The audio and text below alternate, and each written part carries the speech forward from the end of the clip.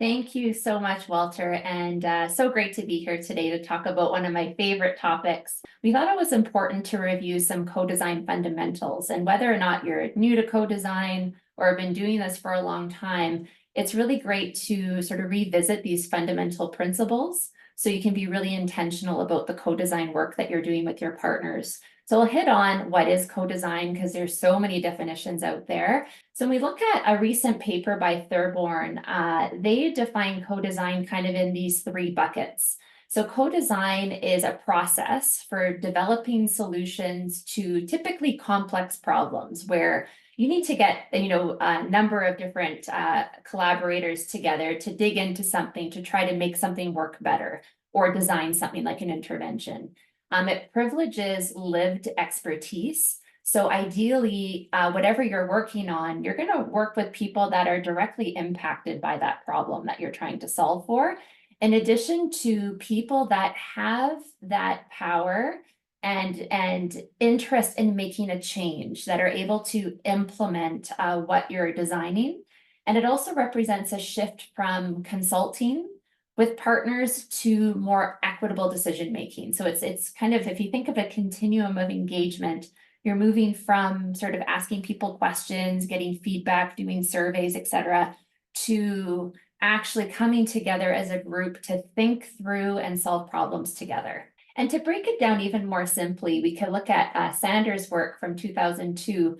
They talk about three approaches to interacting with people.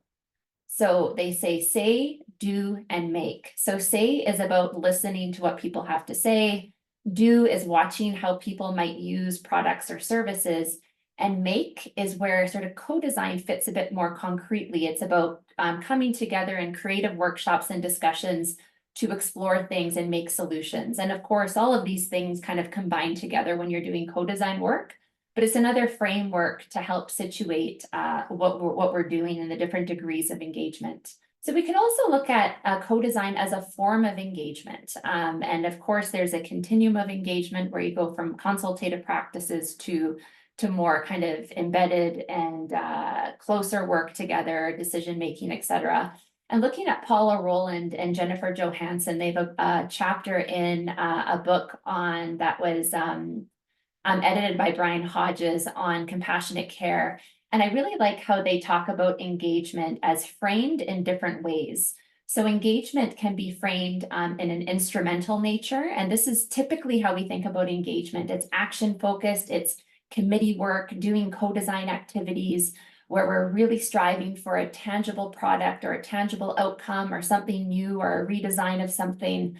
But engagement is also importantly framed in a democratic form. And so presumably when we come together with the community, we will agree that they have a right to influence healthcare. So the democratic piece is another driving force. And we could also think of engagement in a narrative form where it's about learning, unlearning, relearning, sharing, and coming together.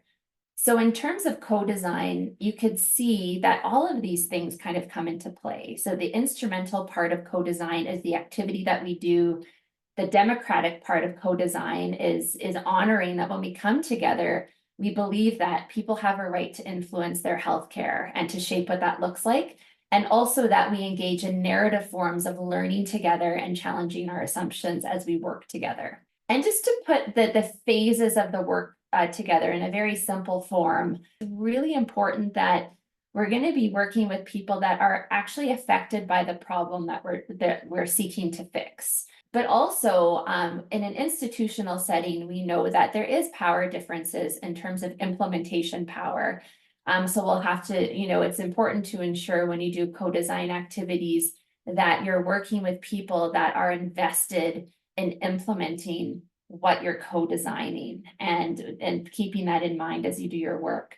The first phase, which is sometimes neglected and skipped over or done a bit too quickly, is the relationship building phase. To really get to know the community you're working with, learn what they're interested in, what their priorities are, and also what they need to effectively participate in the work that you're doing. There's obviously the activity phase of the work we're doing together. It might be a workshop or a world cafe or a journey map that we're creating together. That's considered the activity phase. And the other piece that is sometimes neglected or not focused on enough is the looping back and the ongoing engagement phase.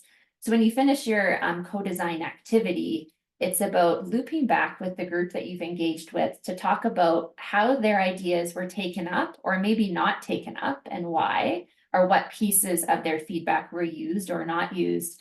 And also continuing to build the relationship. And there's likely work that you continue to do together as you evolve the intervention or process improvement that you've been working on. In a true learning health system, you're always kind of in that loop of evolving and improving over time. And so that co-design and engagement is a little bit more fluid throughout that process as you continue to work together to evolve and improve the services that you have.